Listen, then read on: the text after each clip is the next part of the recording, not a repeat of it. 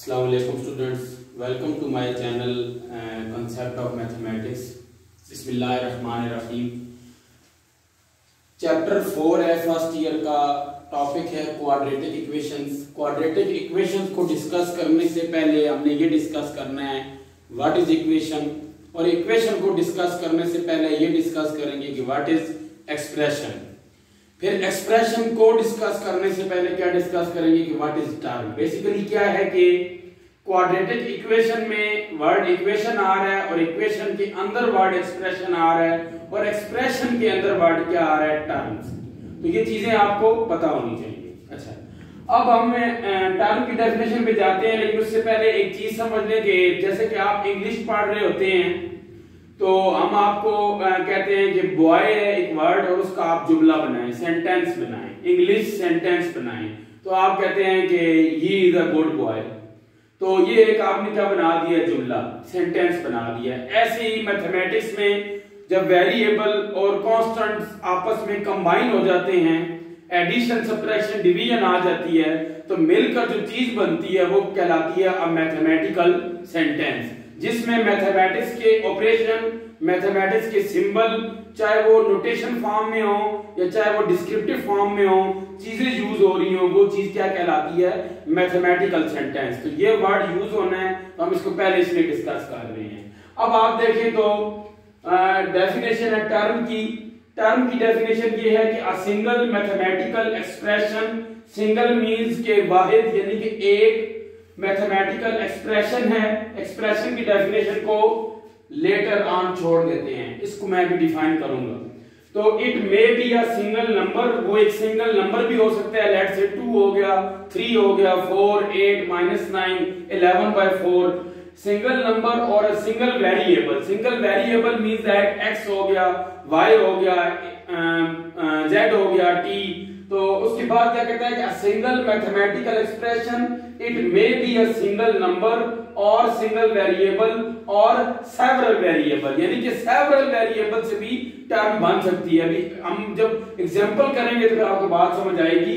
Which never be added और subtracted. एक बात क्लियर समझ लें कि टर्म जो एक होगी, यानी कि एक टर्म, किसी को मैं नाम दे रहा हूं, उसके अंदर वेरिएबल और कांस्टेंट तो आ रहा होगा, बट मल्टीप्लाइड होके आ रहा होगा या डिवाइड होके आ रहा होगा। लेट्स से मैं कहता हूं x/2 it is a term, फिर मैं कहता हूं कि 3x² it is a term, लेकिन यहां कहीं भी आपको एडिशन सब्ट्रैक्शन नजर नहीं आएगी। एडेड एंड सब्ट्रैक्टेड जो है वो फैसला नहीं करेंगे कि ये टर्म है या नहीं है। तो मल्टीप्लाई हो रहा होगा वेरिएबल कांस्टेंट के साथ, या सिंपल आप 8 एक नंबर लिख दें 8, तो वो भी क्या कहलाएगा, हमारे पास टर्म कहलाएगी। तो इसी तरह क्या कहता है कि नेवर बी एडेड और सब्ट्रैक्टेड। फॉर एग्जांपल मैं एक एग्जांपल ली है कि 2x³ ये पूरी की पूरी एक टर्म है। अब देखें x वेरिएबल है, x इसकी बेस है, 2 कोफिशिएंट है और 3 क्या है, पावर है। पावर के बेटा 3 नाम है, एक पावर भी हो सकता है, डिग्री भी हो सकता है और एक्सपोनेंट भी है। सिमिलरली वेरिएबल बहुत सारे, सेवरल वेरिएबल की बात की थी, तो सेवरल वेरिएबल में क्या आ जाएगा, 3xy, 2 वेरिएबल आपस में क्या हो रहे हैं, मल्टीप्लाई, और उनके साथ एक कोफिशिएंट है 3।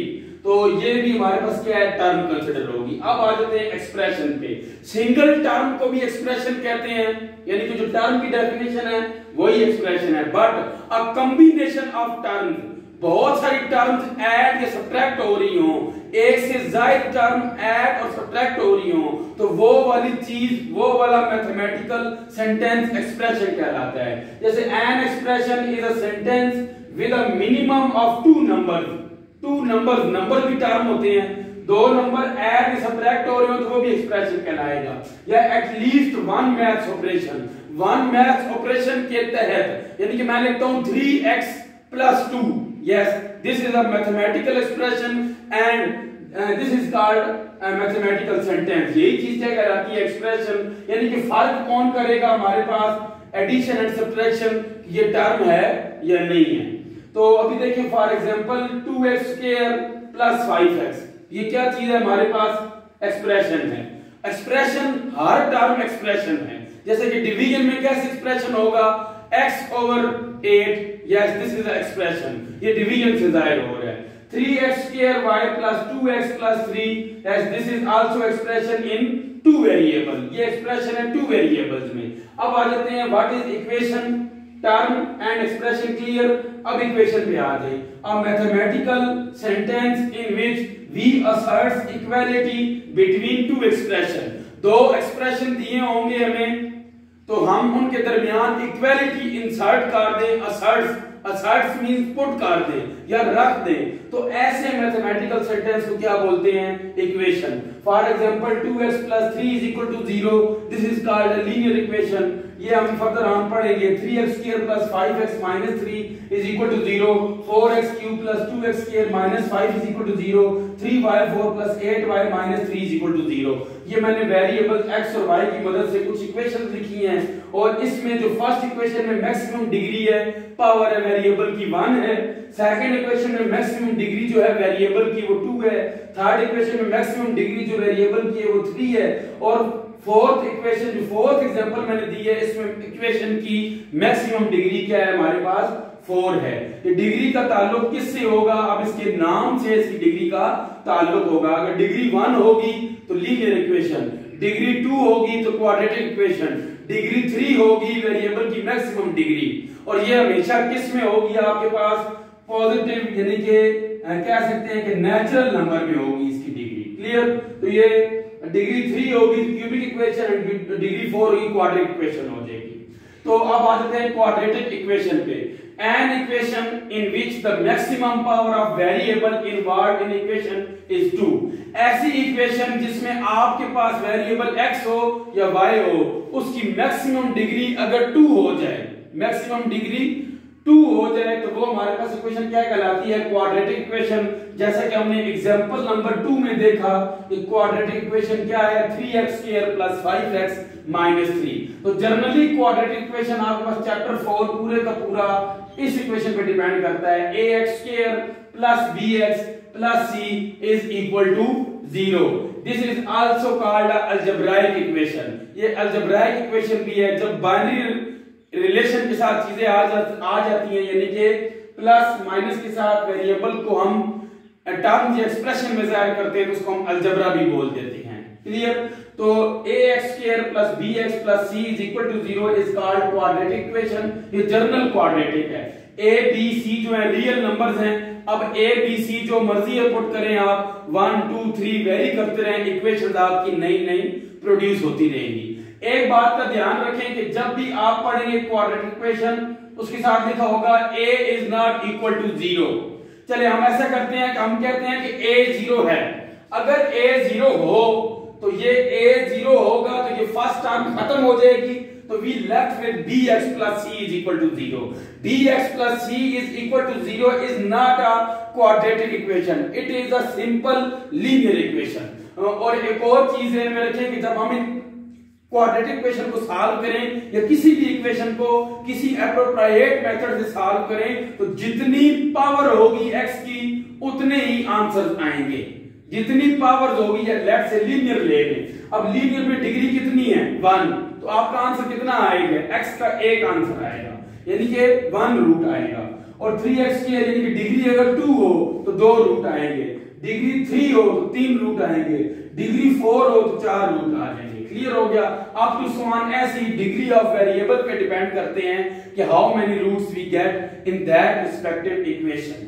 तो अब चलते हैं आगे सॉल्यूशन ऑफ इक्वेशन की तरफ। What is solution of equation, कि we solve the equation and get the value of x such that these values satisfy the given equation।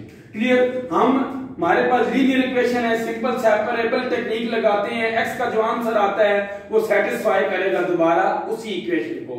Means that कि उस x के आंसर को जब हम इक्वेशन में पुट करेंगे तो left hand side is equal to right hand side आएगी। This is called the solution of equation which satisfy it. This is also called the root of a respective equation, चाहे वो quadratic हो चाहे वो cubic हो। But हमारा टारगेट क्या है, हमारा टॉपिक है quadratic equation which is has a degree 2, जिसमें वेरिएबल की डिग्री क्या होती है 2 होती है। अब आ जाते हैं कि how we can solve the quadratic equation. Degree 2 की अगर इक्वेशन आ जाए उसको सॉल्व करने के आपके कोर्स में 3 मेथड हैं, the factorisation method, completing square method and using quadratic formula. तो first of all we focus on factorization method. सबसे पहले हम फोकस करते हैं किसको? फैक्टराइजेशन मेथड को. अब आप एक चीज पे गौर करें कि फैक्टराइजेशन मेथड लफ्ज निकला है फैक्टर से. फैक्टर का मतलब आम अल्फाज में कपलिंग होती है. मींस दैट कि मैं एक वर्ड लिखता हूं लेट्स से 18 को मैं लिख सकता हूं 9 into 2, 6 into 3, 18 into 1, यानी कि मैंने मल्टीप्लाई में लिख दिया है. तो अब एक चीज गौर करेंगे, 18 के मैंने फैक्टर बना दिए हैं. 9 and 2 are factors of 18, 6 and 3 are factors of 18, 18 and 1 are factors of 18. Basically constant में फैक्टर इस तरह आ जाएंगे आपके पास. मल्टीप्लिकेशन में चीजें आना शुरू हो जाए, उसी चीज को दोबारा वापस हासिल कर सकते हैं when we multiply these 2 factor or 3 factor or 4 factor with each other, then we get that respective term. तो ये सारे के सारे क्या हैं? फैक्टर्स हैं. टू रिड्यूस, अब डेफिनेशन क्या है फैक्टराइजेशन मेथड की कि टू रिड्यूस अलजेब्राइक और क्वाड्रेटिक इक्वेशन. हमारा टारगेट क्या है? Quadratic equation. क्वाड्रेटिक इक्वेशन को with the help of factorisation method हम रिड्यूस करते हैं लीनियर फैक्टर में. तो this method is called factorisation method. इस मेथड को हम बोलते हैं फैक्टराइजेशन मेथड. अब हमें ये कैसे पता चलेगा कि how can we reduce that और given quadratic equation in linear factor? तो उसके लिए मैंने प्रोसीजर लिखा है कि हमें गिवन क्या होगा. एक क्वाड्रेटिक इक्वेशन गिवन होगी ax² plus bx plus c is equal to 0. Means that मैंने जनरली लिखा है, आपको कोई भी क्वाड्रेटिक इक्वेशन गिवन हो सकती है. Okay, given ax² plus bx plus c is equal to 0. if not then make it. अगर ऐसा नहीं है तो बनाएंगे. इस लफ्ज का क्या मतलब है कि एलसीएम में भी आपके पास वेरिएबल्स आ सकते हैं, एलसीएम में भी एक्सप्रेशन आ सकता है. तो उसको रिकवर करने के लिए हम एलसीएम लेंगे, फैक्टर फॉर्म एलसीएम लेंगे, then we get the same condition, यानी कि इस कंडीशन में हमें इक्वेशन मिल जाएगी. इस फॉर्म में आपने लेकर आनी ही आनी है. तो कितनी टर्म्स हैं? ये टोटल 3 टर्म्स हैं. पहली टर्म में x² का कोफिशिएंट a है, x के साथ जो कोफिशिएंट होगा वो b होगा, और without x mean that x की पावर 0 का जो कोफिशिएंट होगा वो c हुआ करेगा हमेशा. तो सेकंड स्टेप क्या है? We observe a b and c. हम a b और c की नंबर्स में वैल्यू लिख लेंगे, उसको साइड पर क्या करेंगे? रफ वर्क में हम लिख लेंगे. और 3 क्या स्टेप है कि multiply a with c. a को c से मल्टीप्लाई कर देना है आपने and break b into 2 parts, और b को 2 हिस्सों में डिवाइड कर देना है, तोड़ देना है. कैसा तोड़ना है कि ऐसे हिस्सों में तोड़ना है कि हम उनको ऐड सब्ट्रैक्ट करें, b मिल जाए, और उन्हीं 2 हिस्सों को मल्टीप्लाई करें तो हमें ac मिल जाए. क्लियर होगी बात? अच्छा, तो ये साथ साथ हम स्टेप वेरीफाई करेंगे जब क्वेश्चन करेंगे. तो we use these 2 parts in equation. Now we have 4 terms. जब हम ये b के 2 हिस्सों में, पहले हमारे पास कितनी टर्म्स थी? 3 टर्म्स. अब हमारे पास कितनी बन गई है? 4. कैसे? मैंने b को 2 हिस्सों में ब्रेक कर दी है, b को एडिशन सब्ट्रैक्शन के जरिए. तो मैं क्या करूंगा? उनको 2 हिस्से जहां पे लिखूंगा तो वो कितनी टर्म बन जाएंगी? 4 term.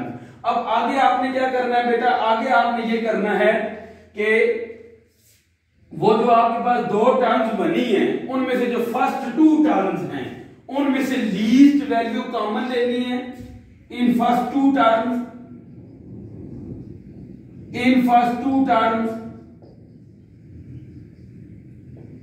we take common least value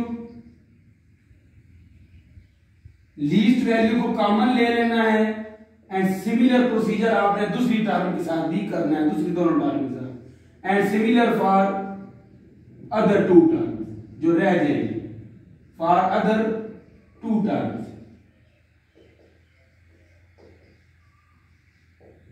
तो लेट से आपके पास उस कॉमन लेने के बाद जो स्टेप आएगा वो लेट से ये है कि x प्लस a और x minus a linear factor आपको मिल गए हैं. अब 2 चीजों का प्रोडक्ट मैथ में इक्वल टू 0 होने का मतलब क्या है कि उन दोनों में से, यानी कि 3 कंडीशनें उस पर लागू होती हैं, 3 कंडीशनें फुलफिल होती हैं 2 चीजों का प्रोडक्ट अगर 0 है. चाहिए। कौन कौन सी चीजें हैं कि या तो एक चीज जीरो है, या तो पहली चीज जीरो है तब भी प्रोडक्ट जीरो आएगा, दूसरी जीरो बेशक ना हो। दूसरी कंडीशन, या तो दूसरी चीज जीरो है, पहली नाम जीरो है तब भी प्रोडक्ट जीरो आएगा, या दोनों की दोनों चीजें जीरो है तब भी प्रोडक्ट जीरो आएगा। अब ये बात किस पे है? पॉसिबिलिटीज पे, क्या पॉसिबल है। तो हम क्या करते हैं, जो इनका कलेक्टिवली फिनोमेना है, तो दोनों को जीरो रख कर देखेंगे कि एक्स के आंसर क्या आते हैं। तो लेट्स से एक्स के आंसर आ रहा है x plus a is equal to zero and x minus a is equal to zero. X आ गया ए के इक्वल और एक्स आ गया प्लस ए के इक्वल और एक्स आ गया माइनस ए के इक्वल। ये हमारे पास क्या आ गए हैं, इसके रूट्स आ गए हैं। तो हम इसको किस में लिख लेंगे? सॉल्यूशन सेट में क्या लिखेंगे? माइनस ए और ए। तो ये मेथड है बेटा आपके पास फैक्टराइजेशन मेथड, और नेक्स्ट लेक्चर में इंशाल्लाह हम डिस्कस करेंगे क्वेश्चंस रिगार्डिंग फैक्टराइजेशन मेथड।